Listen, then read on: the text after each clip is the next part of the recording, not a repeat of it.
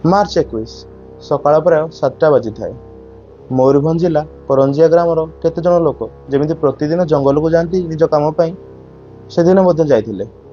ସବୁ କିଛି ନର୍ମାଲ ଥିଲା, ଘଞ୍ଚ ଜଙ୍ଗଲ ଆଉ ସେ ଜଙ୍ଗଲର ଥଣ୍ଡା ପବନ। କିନ୍ତୁ ସେଦିନ କିଛି ଅଲଗା ଥିଲା, କାରଣ ସେମାନେ ଯିବା ସମୟରେ କିଛି ଦୂରରେ ତାଙ୍କୁ କିଛି ଅଜୀବ ଜିନିଷ ଦେଖିବାକୁ ମିଳିଲା। ଏକ ପ୍ଲାଷ୍ଟିକ ବସ୍ତା ଏକ ବାଉଁଶ ବୁଦା ମଧ୍ୟରେ ପଡ଼ିଥିଲା।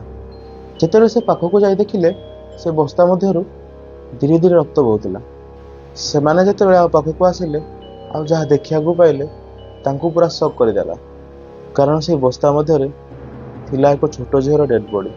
ସେ ଛୋଟ ଝିଅକୁ ବହୁତ ନିର୍ଦ୍ଦୟ ଭାବରେ ମରାଯାଇଥିଲା, ଆଉ ତାକୁ ମାରି ଏକ ବସ୍ତା ମଧ୍ୟରେ ବାନ୍ଧି ଜଙ୍ଗଲ ମଧ୍ୟକୁ ଫୋପାଡ଼ି ଦିଆଯାଇଥିଲା।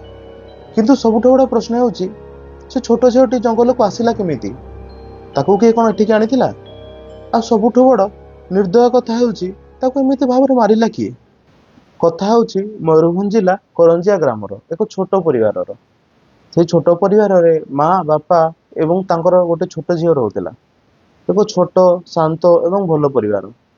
ବାପା ପ୍ରତିଦିନ କାମ ପାଇଁ ଘରୁ ବାହାରକୁ ଯାଉଥିଲେ ଏବଂ ମା ଘରର ସବୁ ଦାୟିତ୍ୱ ନେଉଥିଲେ। ଏବଂ ତାଙ୍କ ଝିଅ, ସେ ତ ବହୁତ ଶାନ୍ତ ଥିଲା। ତାର ଲାଇଫଷ୍ଟାଇଲ ବହୁତ ସିମ୍ପଲ ଥିଲା। ଘରୁ ସ୍କୁଲକୁ ଏବଂ ସ୍କୁଲରୁ ଘରକୁ, ନା ବେଶୀ କୋଉଠି ବୁଲିବା ନା ଟାଇମ ପାସ୍ କରିବା। ସେ ତା ପାଠ ପ୍ରତି ବହୁତ ଧ୍ୟାନ ଦଉଥିଲା। ସେ ଗୋଟେ ଭଲ ଏବଂ ଶାନ୍ତ ଝିଅ ଥିଲା। ସେ ଝିଅର ଇଚ୍ଛା ଥିଲା ସେ ନିଜ ଗୋଡ଼ରେ ଠିଆ ହେବ, ତା ବାପା ମାଙ୍କୁ ସବୁ କାମରେ ହେଲ୍ପ କରିବ। ତା ବାପା ମାଙ୍କର ମଧ୍ୟ ସ୍ୱପ୍ନ ସେମ୍ ଥିଲା। ସେ ଚାହୁଁଥିଲେ ତାଙ୍କ ଝିଅ ନିଜ ଗୋଡ଼ରେ ଠିଆ ହଉ ଏବଂ ଗୋଟେ ଭଲ ମଣିଷ ହଉ।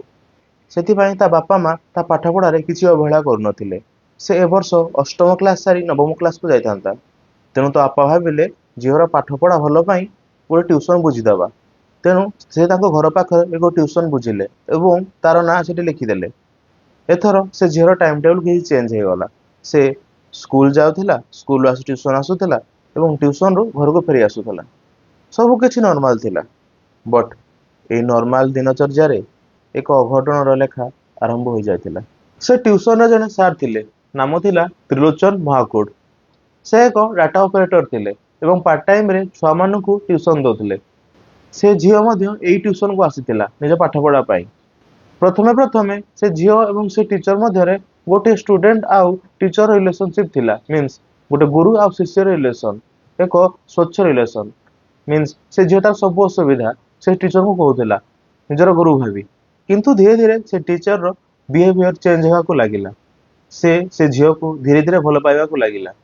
ଆଉ ସେ ଧୀରେ ଧୀରେ ସେ ଝିଅକୁ ସବୁ କଥା କହିଲା କି ତୋତେ ମୁଁ ଭଲ ପାଉଛି ଏବଂ ତୋତେ ମୁଁ ବାହାଘର ହେବାକୁ ଚାହୁଁଛି।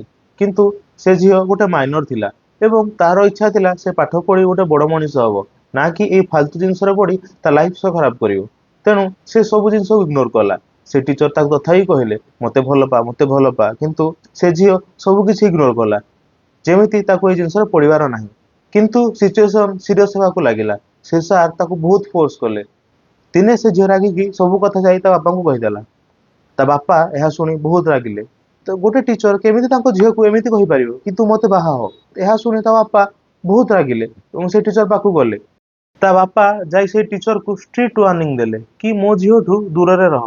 ତାପରେ ତା ବାପା ଏଇ ଟିଚର ସବୁ କଥା ଯାଇ ଅଲଗା ପ୍ୟାରେଣ୍ଟସକୁ ବି କହିଲେ କି ଏଇ ଟିଚର କେମିତିକା ନେଚରର, ଏବଂ ଏହାପରେ ତାଙ୍କ ଝିଅକୁ ମଧ୍ୟ ସେ ଟ୍ୟୁସନକୁ ଆଉ ଛାଡ଼ିଲେ ନାହିଁ। ତାଙ୍କୁ ଲାଗିଲା ଏଇ ଡିସିସନ ପରେ ସବୁ ଠିକ ହେଇଯିବ। ବଟ୍ ସତ ତ କିଛି ଅଲଗା ଥିଲା। ସେ ଟିଚର ପାଇଁ ଏଟା ଗୋଟେ ବହୁତ ଇନସଲ୍ଟ ଥିଲା। ତା ଇଗୋ ହର୍ଟ ହେଇଗଲା, କାରଣ ତା ବିଷୟରେ ଗାଁ ଲୋକ ବହୁତ ଖରାପ କଥା କହୁଥିଲେ। ତାକୁ ଏଇ ଜିନିଷ ବହୁତ ଖରାପ ଲାଗିଲା, କିନ୍ତୁ ସେ ବାହାରେ କିଛି ଦେଖାଇଲା ନାହିଁ, ଯେମିତି ତାକୁ କିଛି ଫରକ ପଡୁନାହିଁ। ସେ ଝିଅ ସହିତ ଏବେ ବି କଣ୍ଟାକ୍ଟରେ ଥିଲା। ତାକୁ ସେ ବାରମ୍ବାର କଲ୍ କରୁଥିଲା ଏବଂ କହୁଥିଲା ମୋତେ ତୁ ବାହା ହ, ମୁଁ ତତେ ଭଲ ପାଉଛି। ବଟ୍ ଝିଅ ଡାଇରେକ୍ଟ ମନା କରିଦିଏ କି ମୁଁ ତମକୁ ଭଲ ପାଉନି କି ତମକୁ ବାହା ହେବିନି। ଧୀରେ ଧୀରେ ସେଇ ଝିଅ ଏବଂ ଟିଚର ମଧ୍ୟରେ ଝଗଡ଼ା ବହୁତ ବଢିଲା। ଆପଣଙ୍କୁ କଣ ଲାଗୁଛି ସେ ସବୁ କଲ୍ କଣ ଖାଲି ସିମ୍ପଲ କଲ୍ ଥିଲା, ନା ସେ ଝିଅ ପାଇଁ ଗୋଟେ ଟ୍ରାପ୍ ଥିଲା? ଗୋଟେ ଦିନ ସେ ସାର୍ ସେ ଝିଅକୁ କଲ୍ କଲେ ଆଉ କହିଲେ ତୁ ତ ଘର ପାଖ ଜଙ୍ଗଲକୁ ଆସ, ମତେ କିଛି ଇମ୍ପୋର୍ଟାଣ୍ଟ କଥା ହବାର ଅଛି। ସେ ଝିଅ ସିମ୍ପଲ ଭାବିଲା, କାରଣ ସେ ତାଙ୍କ ଗୁରୁ ଥିଲେ। ସେ ମାନିଗଲା ସେ ଜଙ୍ଗଲକୁ ଆସିବା ପାଇଁ।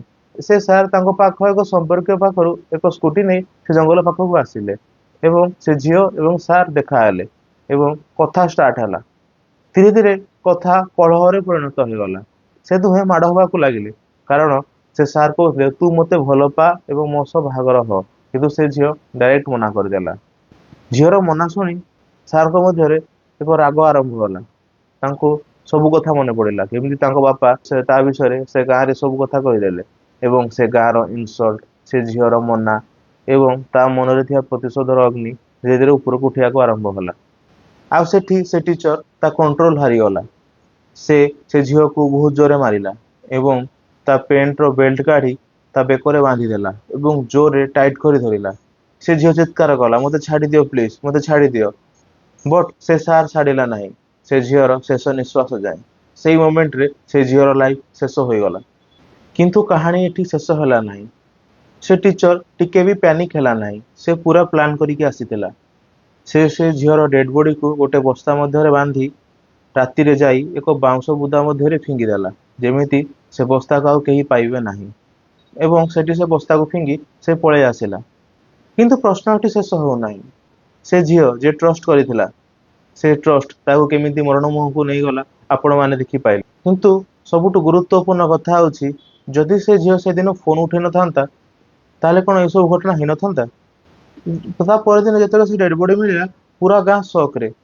ତାଙ୍କ ଗାଁରେ ଏମିତି କେବେ କିଛି ହେଇନଥିଲା। ଫ୍ୟାମିଲି ଭାଙ୍ଗିଗଲେ। ତାଙ୍କ ବାପା ଓ ମା ଫୁଟି ଫୁଟିକି କାନ୍ଦିଲେ। ତାଙ୍କ ଝିଅ ଯେ ପୂର୍ବ ଦିନ ତାଙ୍କ ସହ ହସି ଖୁସି ଖେଳୁଥିଲା, ତାଙ୍କ ସହ ଭଲସେ କଥା ହଉଥିଲା, ଆଜି ସେ କିଛି କହିପାରୁନି, ଚୁପଚାପ ଶୋଇ ରହିଛି। ପୋଲିସ ତାଙ୍କର ଆକ୍ସନ ନେଲେ। ସେ ଜାଗାକୁ କ୍ୱାରେଣ୍ଟାଇନ କଲେ। ଡଗ୍ ସ୍କ୍ୱାଡ୍, ସାଇଣ୍ଟିଫିକ ଟିମ୍ ଆଉ ଫରେଷ୍ଟ ଅଫିସର ମଧ୍ୟ ଏଇ କେସରେ ଇନଭଲ୍ଭ ହେଲେ। ସେ ଜାଗାକୁ ପୁରା ଡିଟେଲ ଭାବରେ ଚେକ୍ କରିଲେ। କିନ୍ତୁ ପ୍ରଶ୍ନ ଥିଲା, ସେ ଝିଅ ଶେଷ ଥର କାହା ସହ ଦେଖା ଯାଇଥିଲା? ପୋଲିସ ଇନଭେଷ୍ଟିଗେସନ ଆରମ୍ଭ କରିଲା। ଷ୍ଟେପ ବାଇ ଷ୍ଟେପ ଭାବରେ ସେ ଝିଅର ଲାଷ୍ଟ ମୁଭମେଣ୍ଟକୁ ଟ୍ରାକ୍ କରାଗଲା।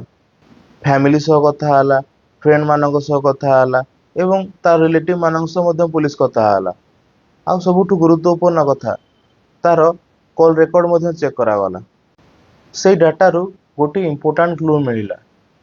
ସେ ଝିଅ ଲାଷ୍ଟ ଟାଇମ ଯୋଉ ନମ୍ବର ସହିତ କଥା ହେଇଥିଲା, ସେ ନମ୍ବର ଥିଲା ସେଇ ଟିଚରର। ଏଥିରୁ ପୋଲିସକୁ ଡାଇରେକ୍ଟ ସନ୍ଦେହ ସେଇ ଟିଚର ଉପରେ ଗଲା। ପୋଲିସ ତାକୁ ଡିଟେନ କଲା। ପୋଲିସ ତାକୁ କ୍ୱେଶ୍ଚିନ୍ କରିବା ଆରମ୍ଭ କରିଲା। ପ୍ରଥମେ ପ୍ରଥମେ ସେ ପୁରା ନର୍ମାଲ ଦେଖେଇଲା, ଯେମିତି ସେ କିଛି ଜାଣିନି ଆଉ ସେ କିଛି କରିନି। କିନ୍ତୁ ପୋଲିସର ପ୍ରେସର ବଢିଲା ପରେ ସେ ସବୁ ସତ କହିବାକୁ ଲାଗିଲା, କିନ୍ତୁ ତା ସତ ସେଇ ଷ୍ଟୋରି ସହିତ ମ୍ୟାଚ୍ କରୁନଥିଲା। ତାର ଆନ୍ସାରରେ କନଫ୍ୟୁଜନ ଥିଲା। ସେ ଟ୍ରାଏ କରୁଥିଲା ସତକୁ ଲୁଚେଇବା ପାଇଁ, କିନ୍ତୁ ପୋଲିସ ଧୀରେ ଧୀରେ ତା ମୁହଁରୁ ସବୁ ସତ କଥା କାଢିଲା, କେମିତି ସେ ଝିଅର ଜୀବନ ନେଇଥିଲା। ଫାଇନାଲି ସେ ଭାଙ୍ଗିଗଲା। ସେ କନଫେସ୍ କରିଲା, ସେ ଝିଅକୁ କଲ୍ କରିଥିଲା, ତାକୁ ଜଙ୍ଗଲକୁ ଆଣିଥିଲା ଏବଂ ସେଠି ସେ ତାର ମର୍ଡର କରିଥିଲା। ପୋଲିସ ତାକୁ ଆରେଷ୍ଟ କଲା। ତା ନାଁରେ କେସ୍ ରେଜିଷ୍ଟର ହେଲା ଆଉ ଇନଭେଷ୍ଟିଗେସନ ଆଗକୁ ବଢିଲା। କିନ୍ତୁ ଏଇ କେସରେ ସବୁଠୁ ବଡ ଲେସନ କଣ? ଟ୍ରଷ୍ଟ, ଯାହାକୁ ସବୁଠୁ ବଡ ଷ୍ଟ୍ରଙ୍ଗ ରିଲେସନ ହେବାର ଥିଲା, ତାହା ସେ ଝିଅ ପାଇଁ ଡେଞ୍ଜର ହୋଇଗଲା। ଏଥିରୁ ସବୁ ଝିଅ ଜାଣିବା କଥା, କେବେ କାହାକୁ ବନ୍ଦ ଆଖିରେ ଟ୍ରଷ୍ଟ କରିବା ଠିକ ନୁହେଁ। ସମସ୍ତଙ୍କୁ ଜାଣ, ସମସ୍ତଙ୍କୁ ପରଖ ଆଉ ଦେଖ ସେ ଭଲ କି ନୁହେଁ।